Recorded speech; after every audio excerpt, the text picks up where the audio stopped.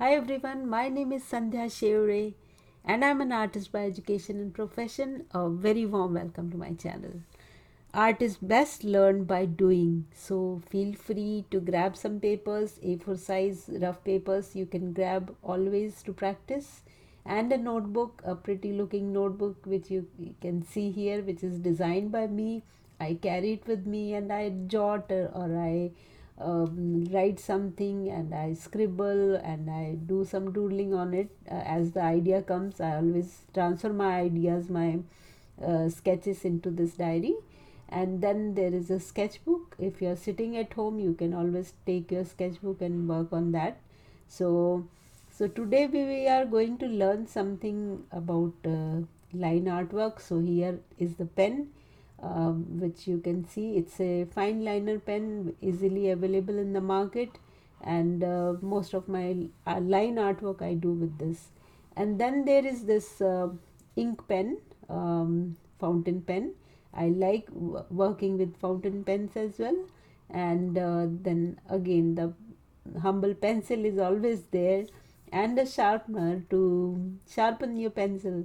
So this is all simple art material which are there and you can use them.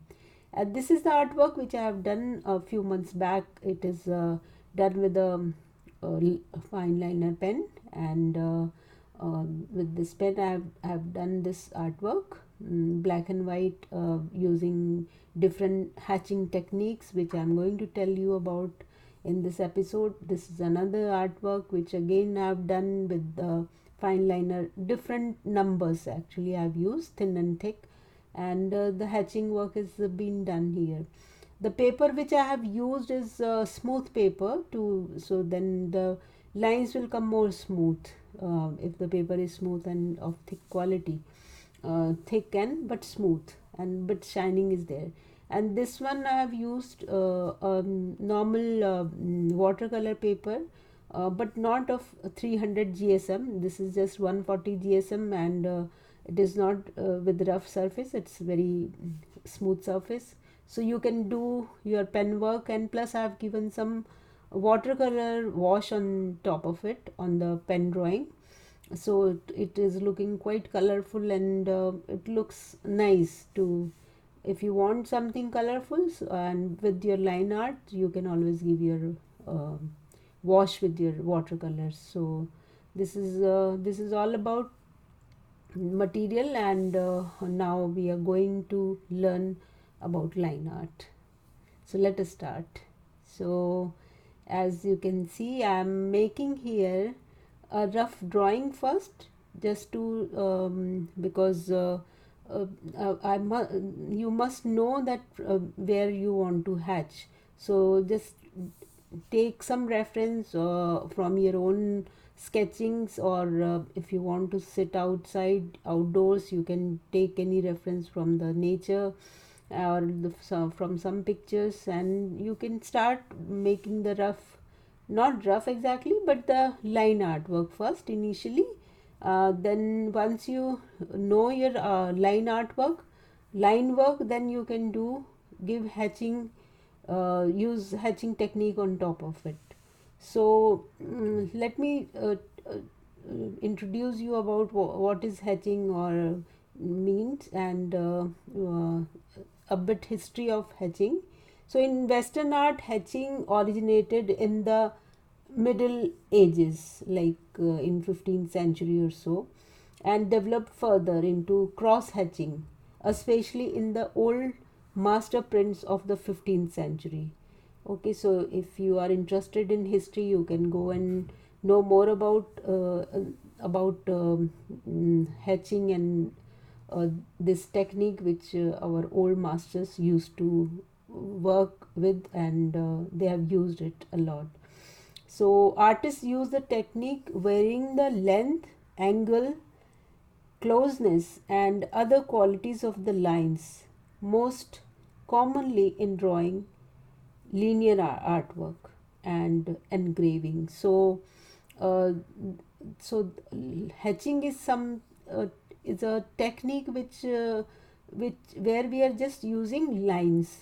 So as you know that my subject which I am covering in this episode is about lines, which is a in my previous episodes also I have told you about lines, where and how you can use the first element is line only, first art element is line, and it's very important also. So that's why I thought to give more importance to this basic first element, and where and how you can use lines. so so hatching is also one thing where you can use your lines, and mm, so the main concept is the quality, thickness and spacing of the lines will affect the brightness of the overall image. So why we use hatching is to give the tonal value of the object, or whatever drawing you are making, to give the tonal value, to show the light and dark areas of that particular picture or particular drawing. So we do it with lines. So those lines we make parallel, we make parallel to each other with same distance, spacing, similar spacing, and there are so many other factors which I will show you later in this video only.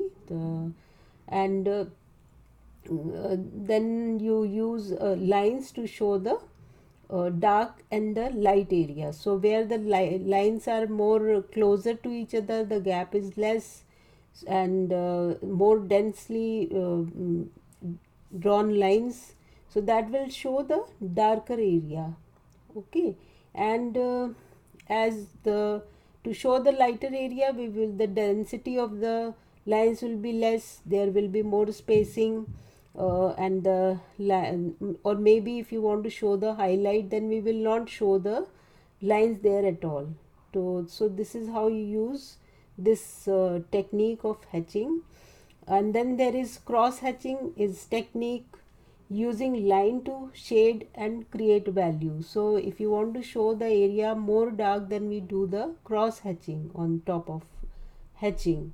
So this technique is actually in art we call it rendering. But it is the process of creating the effect of light, shade and light source to achieve contrast in your drawing. So from which angle the light is following on your object or on your drawing, so the opposite of that will be darker. So with this particular technique of hatching, there are other techniques. You can always use pencil shading, and you can use colors also, to dark and light colors, to show the depth and show the shadow or the light and dark areas of your on your drawings. But today I am talking about hatching, so let us know more about it. Uh, so this is called rendering also in artwork, in art field. And there are many types of rendering techniques. So one is hatching, and then there is cross hatching, then there is scribbling, and then there is stippling also. So but in today's episode I am just showing you hatching and cross hatching, so it will be easy to grab that knowledge. I just don't want to put lot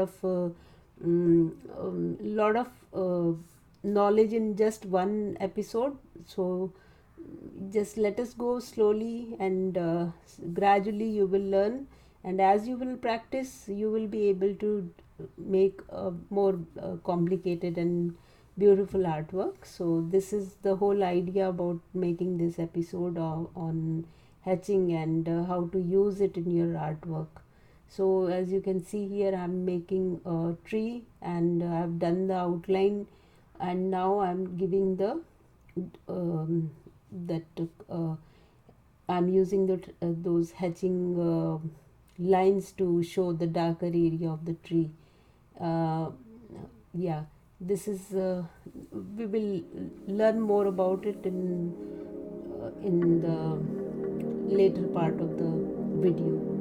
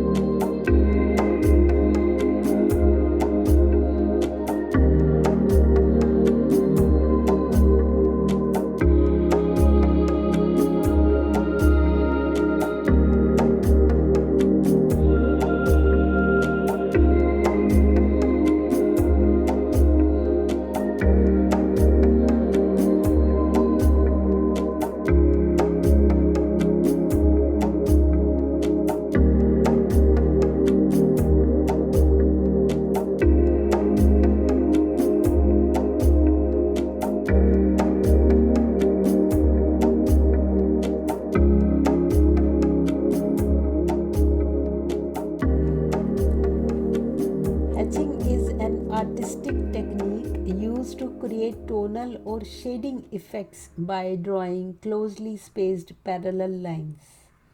So it refers to a shading technique, and it is done with a series of thin parallel lines that gives the appearance of shadow. So this is the definition of hatching. which you can find in if you'll Google, you can find it there, but just for the knowledge I am using these lines. But let us not go in the technicality, or let us not go for the definitions. Let us practice it, and then when you practice and you start drawing yourself, you will come to know so many things. You may start making your own some other style when you will start practicing. So let us know more about hatching, how to do it in the proper way. So here I have drawn one shape of outline, just the outline of an apple, and on the top corner I have shown the light area, light source, so where the light is falling on the apple, so that area we will show lighter, because we have to show the shadow and the tonal value. We have to give value by showing light and dark with hatching. So I am just giving you this reference with pencil shading. Pencil shading is not the topic for today's video, but just to give the reference to where to use the dark and light technique of hatching. So I'm showing it here on the apple. So the area which is opposite to light source will be dark, as you all must be knowing when we do shading. So the area which is in front of the light, that will be lighter. So this is yeah, so this is where the area is dark or in the shadow, that we will use the hatching technique on that, and the area which is light, we will see how to use your lines to show that lighter area. So this is called hatching, means I am going to tell you more about hatching, and let us start with the pen, because we are going to use pen for our artwork. And as you can see, I am making a straight parallel lines. So this is one way to do to use the hatching technique. So the lines are on equal distance and parallel to each other, and they are straight lines. Okay, then there are diagonal lines. So that is second way of doing hatching, diagonal lines. And then there is contour lines, where the straight lines are little curved, they are not straight. So but they there is a distance, a gap between one line to other.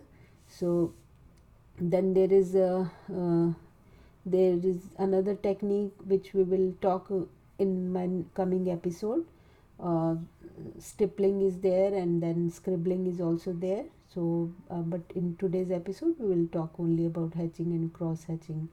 So there, this in I'm showing you a box where I will make the lines, parallel lines. So how to cover one area of where you want to hatch, so you have to make these parallel lines which are on the distance or gap between each line is similar. So as the gap will increase or decrease, that will show the lightness or the or darkness of the of that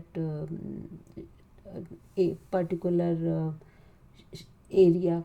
So just try to keep the distance similar, so that will help you to be more precise on your darker and lighter tones.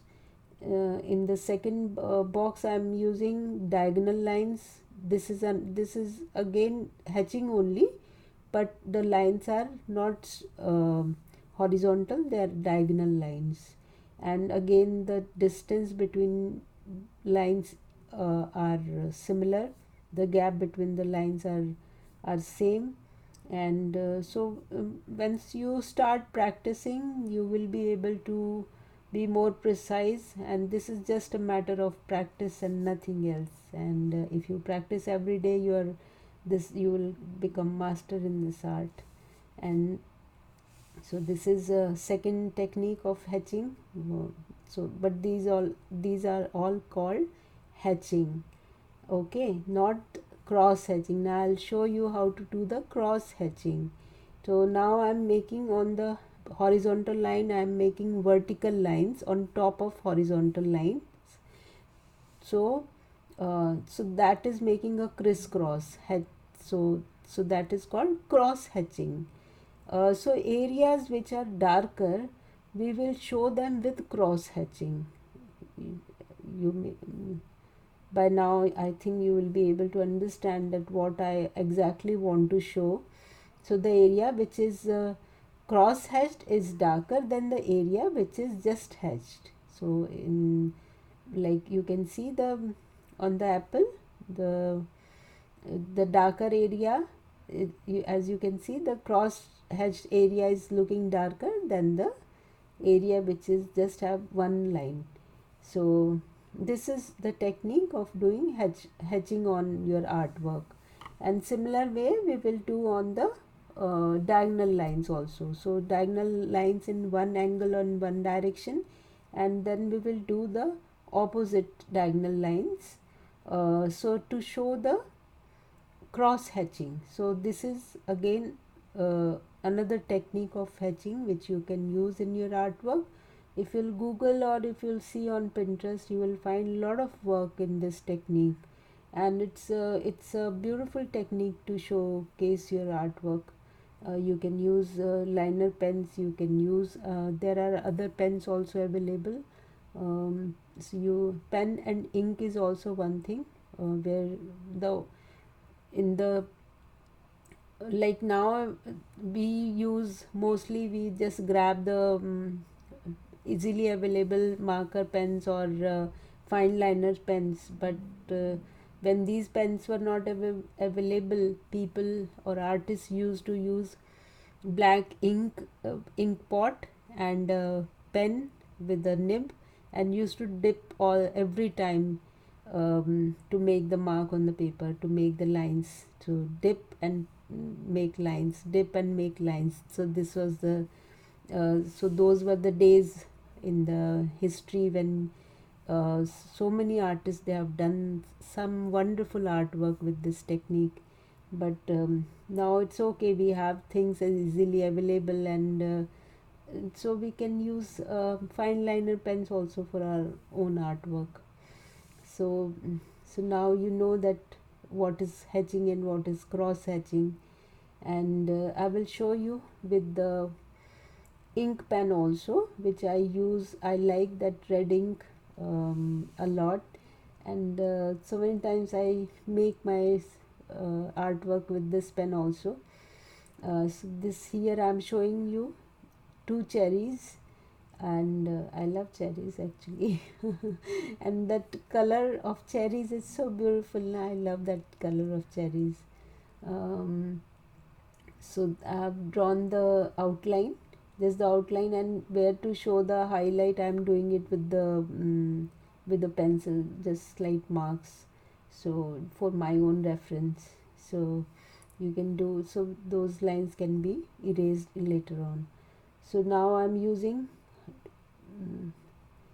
the hatching technique on these cherries. As you can see, I'm using uh, slanting lines, slanting lines in one direction, and so the whole area will be covered with the with slanting lines, and where I don't want where I want to show the highlights, there I'm not doing making any lines, as you can see. So the areas which are highlighted, I'm not using any lines on top of them, and the other area is being covered with the diagonal lines, as you can see. Yeah, so once I covered the whole area, uh, I will, yeah, this second cherry is also I'm making. So you can see how the lines are coming. Yeah.